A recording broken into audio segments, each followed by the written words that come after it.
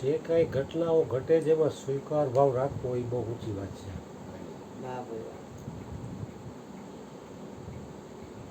સ્વીકાર ભાવ નથી ને એટલે જ રાગદ્વેષ ઊભા થાય. કારણ કે ઈશ્વરે રચી રાખ્યું જ એ પ્રમાણે બને છે. છતાંય બધાયને ખબર છે કે આપણું કાંઈ ધાર્યું થતું નથી. તો પોતાની કાંઈ ઊંડે ઊંડે ઈચ્છા પીડી પ્રમાણે નથી બનતું એટલે કાં રાગ થાય. જો ઈચ્છા પ્રમાણે બન્યું તો રાગ થાય, ઈચ્છા પ્રમાણે ન બન્યું તો દ્વેષ થાય. કારણ કે મનુષ્યને સ્વતંત્ર બનાવ્યો છે પરમાત્માએ, મનુષ્ય પાછો પરતંત્ર પણ છે. એક ફિલ્મનું ગીત હતું, હે ખુદા તેરા હર ફૈસલા મુझे મંજૂર है, पर सामने तेरा बंदा बहुत मजबूर है. हे खुदा तेरा हर फैसला मुझे मंजूर है, पर सामने तेरा બંદા બહુ મજબૂર. તો જે કાંઈ પરિસ્થિતિ આવશે ને ત્યારે એ પરમાત્મા મોકલેલી પરિસ્થિતિમાં મનુષ્ય કાંઈ નહીં કરી શકે. દાખલા તરીકે 4-5 વર્ષ પહેલાં કોરોના આવ્યું તો આખું વિશ્વ ઠપ થઈ ગયું. તો મોટી મોટી મહાસત્તાએ કાંઈ કરી ગઈ. મનુષ્ય છે સ્વતંત્ર છે, પણ જે કાંઈ પરિસ્થિતિ આવે છે ત્યારે એ મજબૂર થઈ જાય. એનો ફેસલો તમારે સ્વીકારવો જ પડે. કારણ કે કોઈ પણ પરિસ્થિતિમાં રાગદ્વેષ થાય, પણ જેટલી એ વ્યક્તિ જેટલો ઉપર ઉઠ્યો હોય છે ને, ભજનથી, સત્સંગથી, ધ્યાનથી, એકાંતથી, મૌનથી, રાગદ્વેષની અસર મન ઉપર થાય છે. એક ભજનવાણીમાં કીધું, રામ રટણ કર નિસ્દિન ભાઈ, રાગદ્વેષ નહીં આવે. સતત કોઈ માણસ 24 કલાક રામ રામ રામનું રટણ કરીને રાખે તો એની પાસે બીજું કંઈ સાંભળે તો રાગદ્વેષ થાય ને.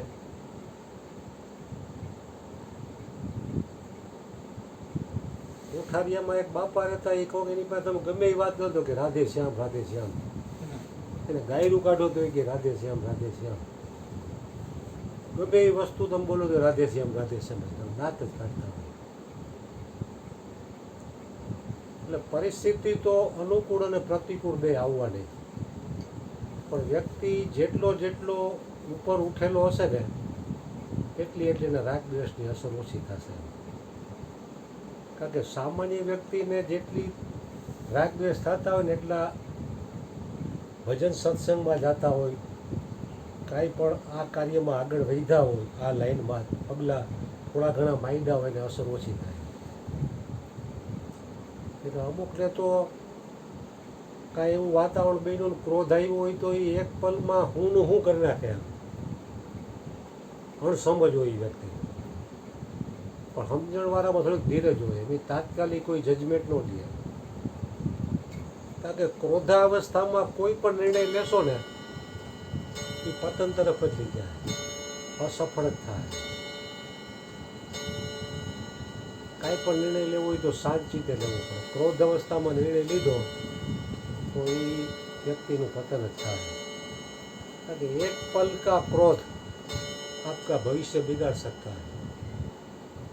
કારણ કે ક્રોધ આવે એક જ પલમાં આવે.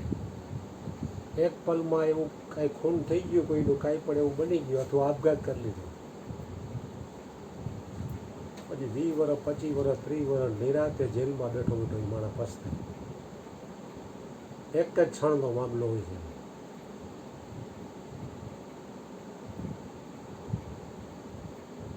એટલે ભગવાનના નામ જપથી, સ્મરણથી, ધ્યાનથી વ્યક્તિ જેટલો ઉપર ઉઠતો જાય, એમાં કોઈ સંતો મહાપુરુષો ઠીક છે, તમને કાંઈ આશીર્વાદ આપે, દયા કરે, એ તો એનો ભાવ છે. એટલે એની તો અંદર ઈચ્છા હોય તમારું કલ્યાણ કરવાની.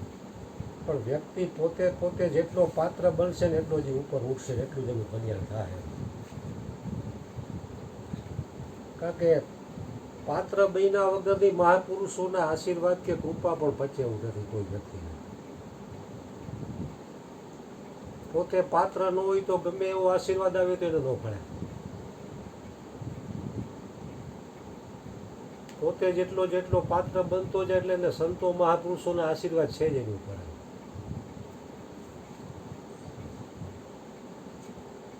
એટલે ખરેખર વ્યક્તિએ ભજન ખુદે પોતે જ કરવું પડશે. એમાં બીજો કોઈ કરે આપણું કલ્યાણ થઈ જાય એવું નથી.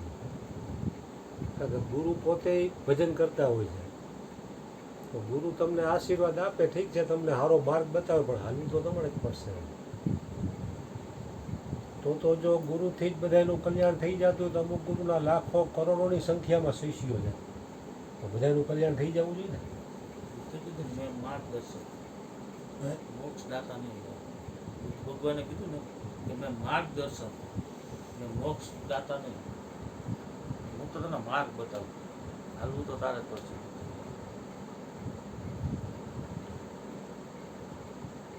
જેવી રીતે લૌકિક બાબતમાં કોઈને તમે કાંઈ બિઝનેસની લાઈન બતાવો કે ભાઈ આમની નામ તમે કરો, કોઈ કરવી તો તમારી પડે પુરુષાર્થ કરીને આગળ વધવા માટે. પણ તમે એ લાઈન જાણી રાખો ને કાંઈ કરો જ નહીં તો તમે યાદ યાદ રહ્યો. એટલે હરિગુરુ સંતો તો તમને માર્ગ બતાવી દે કે ભાઈ આ માર્ગે તારું પતન છે ને આ માર્ગે તારું કલ્યાણ છે. એમાં હરેક વ્યક્તિ સ્વતંત્ર છે, પોતાનું કલ્યાણ કરવામાં હરેક વ્યક્તિ સ્વતંત્ર છે. કારણ કે પોતાનો પુરુષાર્થ કર્યા પછી છેલ્લે તો ઈશ્વરના હાથની વાત છે.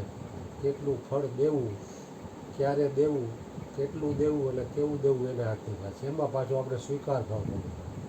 આપણે એમ કંઈક મેં આટલું કર્યું, મને આટલું મળવું જ જોઈએ, તો એ આપણું ન હાલે. એ તો એને ગીતામાં કીધું ને, કર્મણીએ વાધિકા રસ્તે માં ફલે શું કદાચ. એ અર્જુન, તારો કર્મ કરવા ઉપર જ અધિકાર છે, ફળ ઉપર નહીં. પછી ભજન કરીને તમે પોતાનું કલ્યાણ ઈચ્છતા હો તો એ કલ્યાણ કરવું ન કરવું એના હાથની વાત છે. આપણે કર્યું હોય થોડુંક ને આપણે એમ માનીએ કે હું તો ઘણા વર્ષોથી કરું છું તો હજી મારું કેમ કલ્યાણ થયું નહીં, પણ તારા અમુક પૂર્વના કંઈક એવા ખરાબ કર્મો હોય કપાતા હોય એટલે કલ્યાણ થવામાં સમય લાગતો હોય. કારણ કે અનંત જન્મોના કર્મો લઈને આ જીવ આવેલો છે. કારણ કે ભજનથી, સત્સંગથી એના પાપ કર્મોનો નાશ થાય જ છે. જેના ઓછા હોય તો એનો વહેલો ઉદ્ધાર થઈ જાય, અને જાજા એવા કર્મો હોય તો એ પાછો આ માર્ગેથી લપટી પણ જાય, બીજા માર્ગે ઘણા ચડી જાય. 5 વર્ષ 10 વર્ષ કેટલો સમય લાગે એ તો આપણે જાણતા નથી. અંતસ્કરણ કેટલું ભર્યું છે એ ઉપર આધાર. એટલે હરેક વ્યક્તિની ખુદ ઉપર આધાર છે આનો. સદગુરુ મહારાજ.